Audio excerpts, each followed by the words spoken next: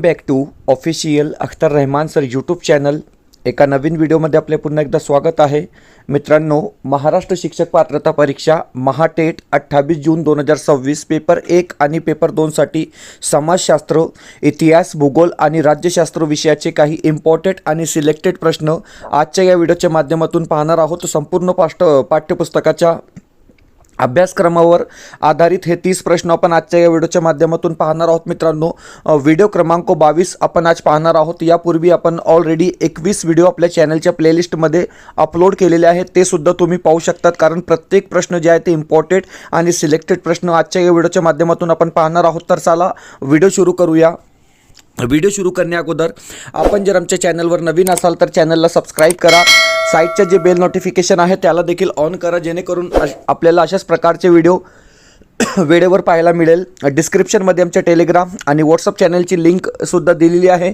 तिथे जाऊन आपण आमच्या टेलिग्राम आणि व्हॉट्सअप चॅनललासुद्धा जॉईन करू शकतात. आणि जर तुम्हाला आमच्या चॅनलची मेंबरशिप हवी असेल तर फक्त जॉईन बटनला जॉईन करून आपण ही मेंबरशिप घेऊ शकतात. मित्रांनो, महाटेट 2026 आणि सीटेट 2026साठी तुम्हाला टोटली व्हिडिओ आमच्या चॅनलच्या माध्यमातून फ्रीमध्ये पाहायला मिळणार आहे. तर फक्त जॉईन बटनला जॉईन करून आपण ही मेंबरशिप घेऊ शकतात. व्हिडिओला प्लीज लाईक करा आणि चॅनलवर नवीन असाल तर चॅनलला सबस्क्राईब करा. समाजशास्त्र विषयाचे सुपरफास्ट 30 प्रश्न आपण आजच्या या व्हिडिओच्या माध्यमातून पाहणार आहोत. प्रश्न क्रमांक 1 दिलेला आहे की भारतीय खनिज उत्पादनात अग्रेसर असलेले राज्य कोणते? 4 ऑप्शन्स दिलेले आहे: बिहार, उत्तर प्रदेश, झारखंड आणि हरियाणा.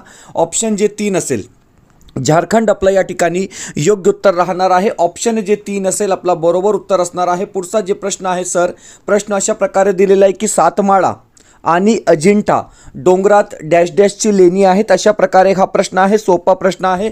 आपल्याला या ठिकाणी सुद्धा 4 ऑप्शन्स दिलेले आहे: कर्ला, वेरूळ, घारापुरी किंवा पितळखोरे. तर हे बघा, सातमाळा अजिंठा डोंगरात वेरूळची लेणी आहे, म्हणजे पर्याय जे 2 असेल, ऑप्शन जे 2 दिलेला आहे योग्य उत्तर राहणार आहे. पर्याय जे 2 असेल आपला बरोबर उत्तर असणार आहे. पुढचा प्रश्न आहे प्रश्न क्रमांक 3.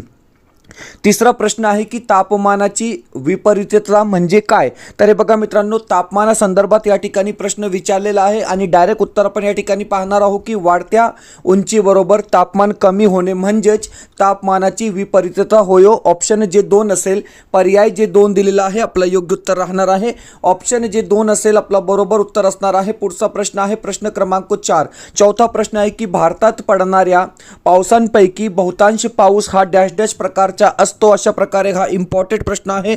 मोस्ट इम्पॉर्टंट प्रश्न हा आहे मित्रांनो. 4 ऑप्शन्स दिलेले आहे आणि नैऋत्य मान्सून आपला या ठिकाणी काय असणार आहे? योग्य उत्तर असणार आहे. म्हणजे ऑप्शन जे 3 दिलेला आहे, पर्याय जे 3 दिलेला आहे आपलं योग्य उत्तर असणार आहे. या प्रश्नासंदर्भात काही स्पष्टीकरण दिलेलं आहे की नैऋत्य मान्सून भारतात होणाऱ्या एकूण पावसापैकी सुमारे 75 ते 80% पाऊस हा नैऋत्य मान्सून वाऱ्यामुळे पडतो. हे वारे जून ते सप्टेंबर या काळात हिंदी महासागरावरून भारताकडे वाहतात आणि संपूर्ण देशात मोठ्या प्रमाणावर पाऊस पाडतात. म्हणजे ऑप्शन जे सी असेल, पर्याय जे सी दिलेला आहे आपलं योग्य उत्तर राहणार आहे. पुढचा प्रश्न आहे प्रश्न क्रमांक 5. प्रत्येक प्रश्न जे आहे ते परीक्षेच्या दृष्टीने मोस्ट इम्पॉर्टंट प्रश्न आपण या ठिकाणी पाहत आहोत. तर व्हिडिओला प्लीज लाईक करा आणि चॅनलवर नवीन असाल तर चॅनलला सबस्क्राईब करा. प्रश्न आहे की खालीलपैकी कोणती एक गोदावरीची उपनदी नाही? तर हे बघा, वर्धा गोदावरीची उपनदी आहे. या ठिकाणी वैनगंगा गोदावरीची उपनदी आहे. इंद्रावती सुद्धा गोदावरीची उपनदी आहे, परंतु खोल या ठिकाणी गोदावरीची उपनदी नाही. म्हणजे पर्याय जे डी दिलेला आहे, ऑप्शन जे डी दिलेला आहे आपलं योग्य उत्तर असणार आहे. ही नदी गोदावरीची उपनदी नाही. तेरेखोल ही कोकणातील अगदी दक्षिणेकडील नदी असून ती सिंधुदुर्ग जिल्हा आणि गोवा राज्याची नैसर्गिक सीमा तय करते. ती थेट अरबी समुद्राला जाऊन मिळते. पश्चिम वाहिनी नदी आहे.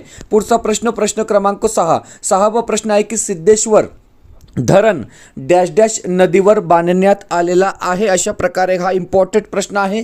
4 ऑप्शन्स दिलेले आहे आणि लक्षात ठेवा की जे सिद्धेश्वर धरण आहे ते पूर्ण नदीवर बांधण्यात आलेलं आहे. म्हणजे ऑप्शन जे सी असेल, पर्याय जे सी दिलेला आहे आपलं योग्य उत्तर राहणार आहे. ऑप्शन जे सी असेल बरोबर उत्तर असणार आहे. सिद्धेश्वर धरण हे गोदावरीची उपनदी असलेल्या पूर्णा नदीवर बांधण्यात आलेलं आहे. हे धरण महाराष्ट्रातील हिंगोली जिल्ह्यातील ओढा नागनाथ तालुक्यात स्थित आहे. या नदीवर सिद्धेश्वर धरण व्यतिरिक्त येलदरी हे मोठे धरण देखील आहे. पुढचा प्रश्न, प्रश्न क्रमांक 7. सातवा प्रश्न आहे की पन्ना ही हिऱ्याची खाण कोणत्या राज्यात आहे? सोपा प्रश्न आहे मित्रांनो, इम्पॉर्टंट प्रश्न आहे. 4 विकल्प दिलेले आहे, 4 ऑप्शन्स दिलेले आहे. मध्य प्रदेश आपला या ठिकाणी बरोबर उत्तर राहणार आहे. ऑप्शन जे 1 असेल, पर्याय जे 1 दिलेला आहे आपला योग्य उत्तर असणार आहे. पुढचा प्रश्न, प्रश्न क्रमांक 8. 8वा प्रश्न बघा. पुणे जिल्ह्यातील डॅश डॅश हा किल्ला बोरघाटाच्या मुखाशी वसलेला आहे. अशा प्रकारे हा प्रश्न आहे. 4 ऑप्शन्स दिलेले आहे की पुणे जिल्ह्यातील कोणता जिल्हा हा बोरघाटाच्या मुखाशी वसलेला आहे? तर हे बघा, लोहगड म्हणजे पर्याय जे 2 दिलेला आहे, ऑप्शन जे 2 दिलेला आहे आपला योग्य उत्तर राहणार आहे. पर्याय जे 2 असेल आपला बरोबर उत्तर असणार आहे, कारण की लोहगड हा पुणे जिल्ह्यातील मावळ तालुक्यातील मळवली रेल्वे स्थानकाजवळ स्थित एक अत्यंत प्राचीन आणि मजबूत किल्ला आहे. ओके, मुंबई आणि पुण्याला जोडणाऱ्या ऐतिहासिक व्यापारी मार्ग म्हणजेच बोरघाटाच्या मुखाशी म्हणजे तोंडाशी असल्यामुळे या किल्ल्याला लष्करी आणि धोरणात्मक दृष्ट्या अनन्यसाधारण महत्त्व होते. म्हणजे ऑप्शन जे बी असेल सर, पर्याय जे 2 दिलेला आहे योग्य उत्तर असणार आहे. पुढचा प्रश्न आहे की वातावरणातील बाष्पाच्या प्रमाणाला काय म्हणतात? अशा प्रकारे हा इम्पॉर्टंट प्रश्न आहे. 4 ऑप्शन्स दिलेले आहे. वातावरणातील बाष्पाच्या प्रमाणाला आर्द्रता असे म्हणतात. म्हणजे ऑप्शन जे 3 असेल, पर्याय जे 3 दिलेला आहे आपला योग्य उत्तर राहणार आहे.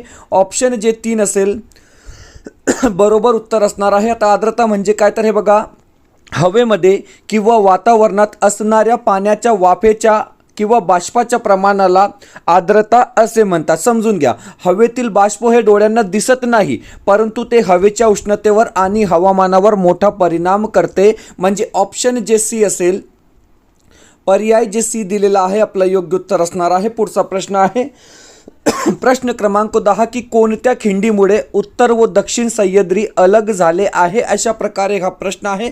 4 ऑप्शन्स दिलेले आहे आणि पर्याय जे डी असेल, ऑप्शन जे डी पालघाट दिलेला आहे आपला योग्य उत्तर असणार आहे. पालघाट आपला या ठिकाणी बरोबर उत्तर असणार आहे. मित्रांनो समजून घ्या की पालघाट हे खिंड केरळ आणि तामिळनाडू राज्याच्या सीमेवर स्थित आहे. या पालघाट खिंडीमुळे उत्तर सह्याद्री ज्याला आपण पश्चिम घाट म्हणतो आणि दक्षिण सह्याद्री ज्यामध्ये अनमलाई नीलगिरी टेकड्यांचा समावेश होतो, एकमेकापासून अलग झाले आहेत. ही दक्षिण भारतातील एक अत्यंत महत्त्वाची नैसर्गिक खिंड आहे. म्हणजे पर्याय जे डी दिलेला आहे, ऑप्शन जे डी दिलेला आहे आपला योग्य उत्तर असणार आहे. मित्रांनो, व्हिडिओ आवडत असेल तर प्लीज व्हिडिओला लाईक करा. आपण जर आमच्या चॅनलवर नवीन असाल तर चॅनलला सबस्क्राईब करा. डिस्क्रिप्शनमध्ये आमच्या टेलिग्राम आणि व्हॉट्सअप चॅनलची लिंकसुद्धा दिलेली आहे. तिथे जाऊन आपण आमच्या टेलिग्राम आणि व्हॉट्सअप चॅनललासुद्धा जॉईन करू शकतात. आणि जर तुम्हाला आमच्या चॅनलची मेंबरशिप हवी असेल तर फक्त जॉईन बटनला जॉईन करून आपण ही मेंबरशिप घेऊ शकतात. मित्रांनो, महाटेट 2026 आणि सीटेट 2026साठी तुम्हाला टोटली व्हिडिओ आमच्या चॅनलच्या माध्यमातून फ्रीमध्ये पाहायला मिळणार आहे. तर आताच जॉईन बटनला जॉईन करून आपण आमच्या चॅनलची मेंबरशिप घेऊ शकतात. व्हिडिओला प्लीज लाईक करा. चॅनलवर नवीन असाल तर चॅनलला सबस्क्राईब करा. प्रश्न आहे की पुढीलपैकी कोणते नेते प्रार्थना समाजाचे न होते? अशा प्रकारे हा प्रश्न विचारलेला आहे. आत्माराम तरखडकर प्रार्थना समाजाचे नेते होते, राघव भंडारकर प्रार्थना समाजाचे नेते होते आणि न्यायमूर्ती मागो कानडे सुद्धा प्रार्थना समाजाचे नेते होते, परंतु गोगो आगरकर यांचा समावेश प्रार्थना समाजात होत नाही. म्हणजे ऑप्शन जे सी असेल, पर्याय जे सी दिलेला आहे आपला उत्तर असणार आहे. ऑप्शन जे सी असेल बरोबर उत्तर असणार आहे. गोपाळ गणेश आगरकर यांचं पूर्ण नाव. हे प्रार्थना समाजाचे न होते, नेते न होते. ते प्रामुख्याने बुद्धिप्रामाण्यवादी, अनाथ आश्रम आणि सुधारक व केसरी यासारख्या वृत्तपत्रामधील सामाजिक सुधारणाच्या कार्यासाठी ओळखले जातात. प्रश्न आहे की कोकणात इंग्रज विरुद्ध कोणी उठाव केला? हा इम्पॉर्टंट प्रश्न आहे. आपल्याला 4 ऑप्शन्स दिलेले आहेत. तर हे बघा, उत्तर सूचीमध्ये मराठे हा आन्सर दिलेला आहे, परंतु तो चुकीचा असू शकतो. कारण या प्रश्नानंतर रिसर्च केल्यानंतर, अभ्यास केल्यानंतर फोर्ड सावंत आपल्याला उत्तर मिळालेलं आहे की कोकणात इंग्रज विरुद्ध कोणी उठाव केला? तर फोर्ड सावंत यांनी केला. हे बघा, स्पष्टीकरण पण या ठिकाणी ॲड केलेलं आहे की कोकणातील सावंतवाडी संस्थानात इंग्रजांच्या अन्यायकारक धोरणाविरुद्ध आणि राजकीय हस्तक्षेपाविरुद्ध फोर्ड सावंत आणि त्यांचे सपुत्र अण्णासाहेब सावंत यांनी 1844 ते 1845 च्या सुमारास मोठा शस्त्रास्त्र उठाव केला. म्हणजे पर्याय 1 बरोबर असणार आहे. ऑप्शन जे 1 दिलेला आहे योग्य उत्तर असणार आहे. तांडोबा व पेंच व्याघ्र प्रकल्प डॅश डॅश आहे, कुठे आहे तर पूर्व महाराष्ट्रात आहे. म्हणजे ऑप्शन जे डी असेल, पर्याय जे डी दिलेला आहे आपला योग्य उत्तर राहणार आहे. हे बघा, काही माहिती दिलेली आहे की तांडोबा अंधारी व्याघ्र प्रकल्प हा महाराष्ट्रातील सर्वात जुना व्याघ्र प्रकल्प असून तो पूर्व महाराष्ट्रातील चंद्रपूर जिल्ह्यात आहे. आणि दुसरे म्हणजे पेंच व्याघ्र प्रकल्प हा प्रकल्प पूर्व महाराष्ट्रातील नागपूर जिल्ह्यात आणि काही भाग मध्य प्रदेशात स्थित आहे. म्हणजे ऑप्शन डी आपला बरोबर उत्तर राहणार आहे. पर्याय जे डी दिलेला आहे योग्य उत्तर असणार आहे. प्रश्न क्रमांक 14वा प्रश्न आहे की खालीलपैकी गटात न बसणारी वास्तू ओळखा. छत्रपती शिवाजी टर्मिनस, एलिफंटा लेणी, वेरूळ आणि गेट ऑफ इंडिया यापैकी गटात न बसणारा शब्द किंवा वास्तू कोणती.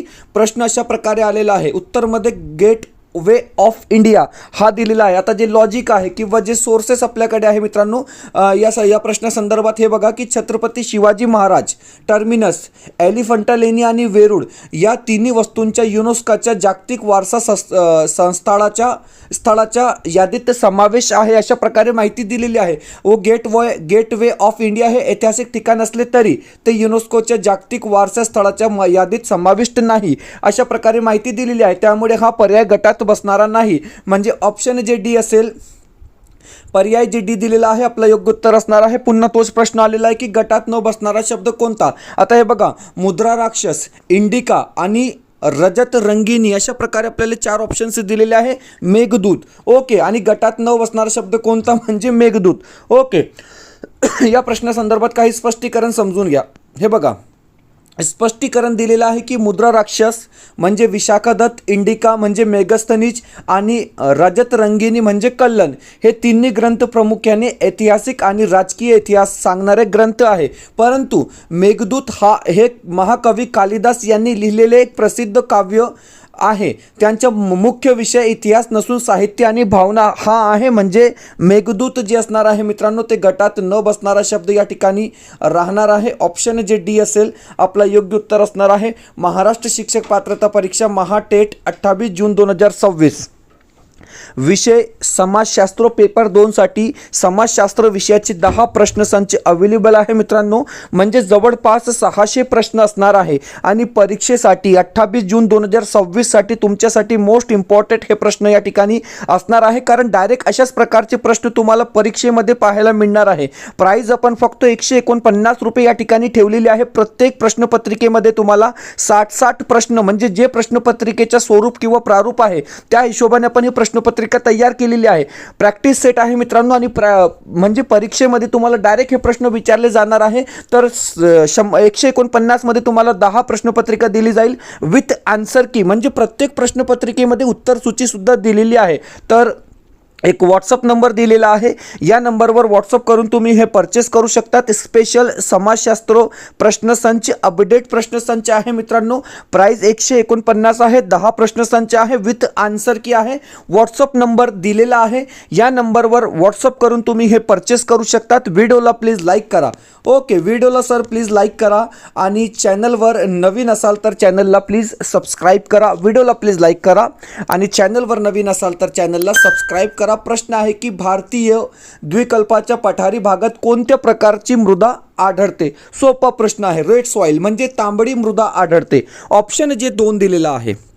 पर्याय जे 2 दिलेला आहे आपला बरोबर उत्तर राहणार आहे. ऑप्शन जे 2 असेल आपला योग्य उत्तर असणार आहे. सौदी अरेबिया या देशाच्या मध्यातून कोणते ऋतू जाते. प्रश्न अशा प्रकारे विचारलेला आहे. प्रत्येक प्रश्न जे आहे ते इतिहास, भूगोल आणि राज्यशास्त्राच्या पुस्तकातून घेतलेले प्रश्न आहे. 4 ऑप्शन्स दिलेले आहे.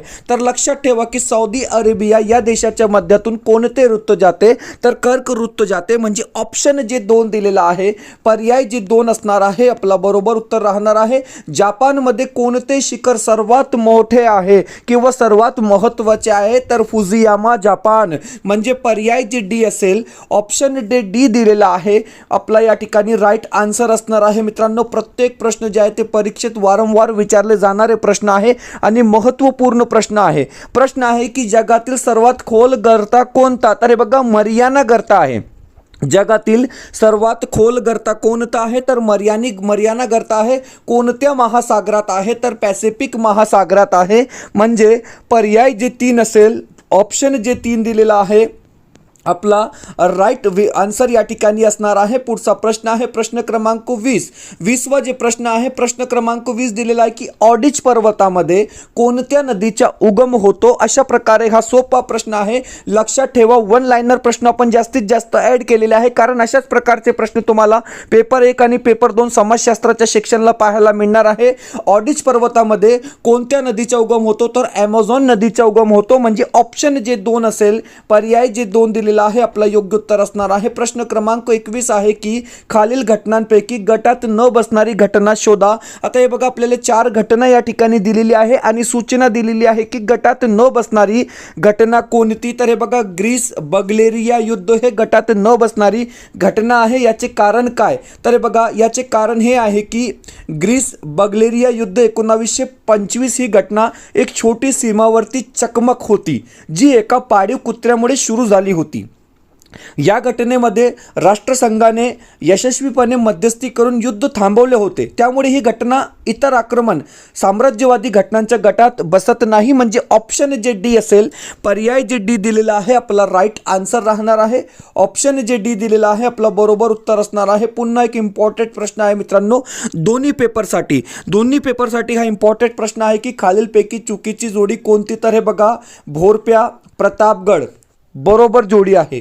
कोंढाणा सिंहगड बरोबर आहे आणि खेडणा विशाळगड सुद्धा या ठिकाणी बरोबर जोडी असणार आहे. परंतु मुरुंबदेव आणि रायगड ही जोडी या ठिकाणी चुकीची दिलेली आहे. याचे कारण काय? तर हे बघा मित्रांनो, स्पष्टीकरण तुम्ही जाणून घ्या की मुरुंबदेव रायगड ही चुकीची जोडी आहे. कारण की राजगड छत्रपती शिवाजी महाराजांनी मुरुंबदेवाच्या डोंगराचे बांधकाम करून त्याचे नाव राजगड असे ठेवले, जे स्वराज्याची पहिली राजधानी बनली. रायगड किल्ल्याचे जुने नाव रायरेश्वर किंवा रायरीचा किल्ला असे होते. ओके, म्हणजे ऑप्शन जे सी असेल, पर्याय जे सी दिलेला आहे, आपलं योग्य उत्तर असणार आहे. आता एक स्टेटमेंट टाईप प्रश्न सुद्धा आपण या ठिकाणी ॲड केलेला आहे मित्रांनो. हे बघा, स्टेटमेंट टाईप प्रश्न आहे. प्रश्न वाचून घ्या की रोहनने 2016 मध्ये वयाची 25 वर्ष पूर्ण केलेली आहे. पुढील लोकसभा निवडणुकीमध्ये तो उमेदवार उभा राहू शकतो का? क्वेश्चन मार्क दिलेला आहे, म्हणजे तुम्हाला विचारलेला आहे. या संदर्भातील विधानाचा पर्याय, योग्य पर्याय ओळखा. 3 ऑप्शन्स काय दिलेले आहे बघा. होय, उभा राहू शकतो, नाही, उभा राहू शकत नाही, उत्तर देण्यास माहिती अपूर्ण आहे. जर तुम्ही प्रश्न चांगल्या प्रकारे वाचला तर तुम्हाला समजेल की उत्तर देण्यास माहिती अपुरी आहे. म्हणजे ऑप्शन जे क असेल, म्हणजे विधान फक्त क या ठिकाणी काय राहणार आहे, बरोबर उत्तर असणार आहे. ऑप्शन जे सी असेल, आपला या ठिकाणी योग्य उत्तर असणार आहे. आता प्रश्न आहे की अनाथ बालिका श्रमाची स्थापना डॅश डॅश यांनी केली. 4 ऑप्शन्स दिलेले आहे. अनाथ बालिका श्रमाची स्थापना कोणी केली? तर महर्षी धोंडे केशव कर्व यांनी केली. म्हणजे ऑप्शन जे 3 असेल, पर्याय जे 3 दिलेला आहे, आपलं योग्य उत्तर असणार आहे. लक्षात ठेवा की अनाथ बालिकाश्रम महर्षी धोंडे केशव कर्व यांनी 1 जानेवारी 1899 रोजी पुण्याच्या सदाशिव पेठेत या आश्रमाची स्थापना केली. पुढे 1900 मध्ये हा आश्रम हिंगणे पुणे येथे हलवण्यात आला. अनाथ, गरीब आणि बाल विधवा महिलांना शिक्षण देऊन स्वावलंबी करणे हा या संस्थेचा मुख्य उद्देश होता. Okay, sorry.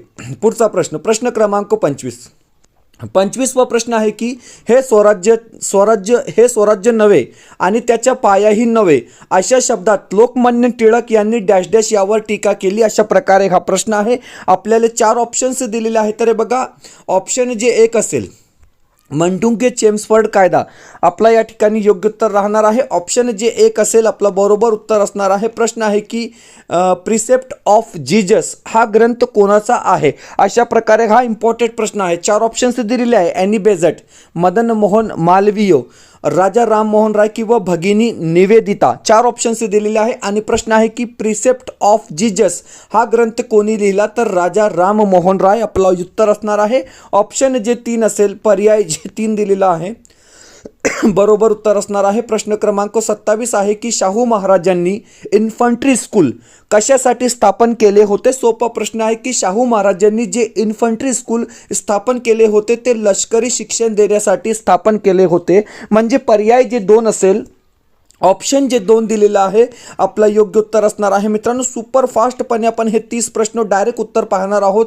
प्रश्न आहे की स्त्री जागृतीसाठी व शिक्षणासाठी शारदा सदन ही संस्था कोणी स्थापन केली, तर लक्षात ठेवा, शारदा सदन ही संस्था पंडिता रमाबाई यांनी स्थापन केली. म्हणजे ऑप्शन जे 2 असेल, पर्याय जे 2 दिलेला आहे, आपला बरोबर उत्तर राहणार आहे. ऑप्शन जे 2 असेल, आपलं योग्य उत्तर असणार आहे. आर्य समाजाची स्थापना कोणी केली, अशा प्रकारे हा प्रश्न विचारलेला आहे. प्रश्न क्रमांक 29, 4 ऑप्शन्स दिलेले आहे. स्वामी विवेकानंद, स्वामी दयानंद सरस्वती, ॲनी बेझंट किंवा स्वामी अग्निवेश.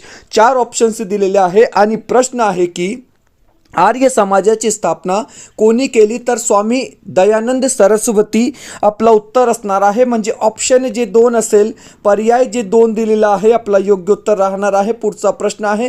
प्रश्न अशा प्रकारे आहे की हिंदू व मुसलमानांना सुंदर वधूचे 2 डोळे अशी उपमा कोणी दिली, अशा प्रकारे हा प्रश्न विचारलेला आहे.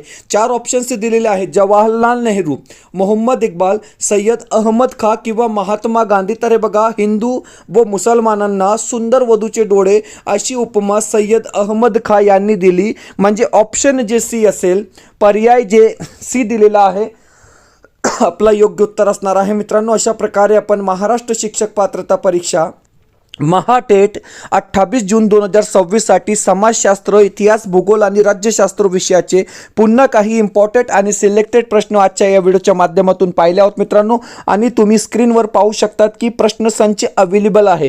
परीक्षेला फक्त 24 दिवस बाकी आहे मित्रांनो. आणि आपण या ठिकाणी प्रश्नपत्रिका तयार केलेली आहे. पेपर 1 आणि पेपर 2 साठी वेगवेगळे प्रश्नसंच आपण तयार केलेले आहे मित्रांनो. कारण काठिण्य पातळी लक्षात ठेवून हे प्रश्नपत्रिका या ठिकाणी तयार करण्यात आलेली आहे. पेपर 1 साठी तुम्हाला हिंदी, मराठी, बालमानसशास्त्र, परिसर अभ्यास आणि गणित विषयासाठी टोटल 50 प्रश्नपत्रिका दिली जाईल. 499 रुपये आपण या ठिकाणी प्राइस ठेवलेला आहे. म्हणजे प्रत्येक विषयासाठी तुम्हाला 10 प्रश्नपत्रिका विथ आन्सर की दिली जाईल. हिंदीसाठी 10, मराठीसाठी 10, बालमानसशास्त्रासाठी 10, परिसर अभ्यासासाठी 10 आणि गणित विषयासाठी वेगवेगळे 10 प्रश्नसंच विथ आन्सर की पेपर 1 साठी दिला जाईल फक्त 499 मध्ये. आणि जर तुम्हाला पेपर 2 साठी पाहिजे तर हिंदी, मराठी, बालमानसशास्त्र आणि समाजशास्त्र म्हणजे एकूण 40 प्रश्नपत्रिका प्रत्येक विषयासाठी तुम्हाला या ठिकाणी सुद्धा 10 प्रश्नपत्रिका विथ आन्सर की दिली जाईल. प्राइस फक्त आपण 399 रुपये ठेवलेला आहे. आणि जर तुम्हाला पेपर 1 आणि पेपर 2 साठी कॉम्बो पॅक पाहिजे मित्रांनो, तर 399 मध्ये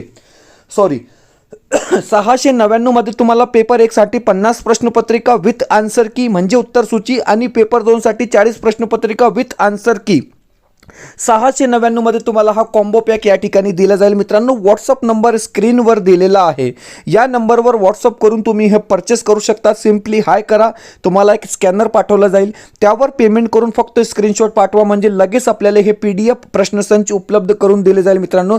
जर तुम्ही आतापर्यंत काहीच केलेला नाही, तुमचा काहीच अभ्यास झालेला नाही मित्रांनो, तो कमीत कमी हे प्रश्नपत्रिका सोडून परीक्षेला जा म्हणजे 100% तुम्हाला याचा फायदा मिळणार आहे. कारण संपूर्ण अनुभवाचा वापर करून, संपूर्ण एक्सपिरियन्सचा वापर करून आपण हे प्रश्नपत्रिका या ठिकाणी तयार केलेली आहे. आणि महाराष्ट्र राज्य परीक्षा परिषद जशा प्रकारे आपली TETची प्रश्नपत्रिका तयार करते मित्रांनो, ते लक्षात धरून, ते लक्षात ठेवून आपण हे प्रश्नपत्रिका तयार केलेली आहे. म्हणजे डायरेक्ट प्रश्न तुम्हाला परीक्षेमध्ये पाहायला मिळणार आहे. तर 699 मध्ये दोन्ही पेपरसाठी प्रश्नपत्रिकेचा कॉम्बो पॅक अवेलेबल आहे.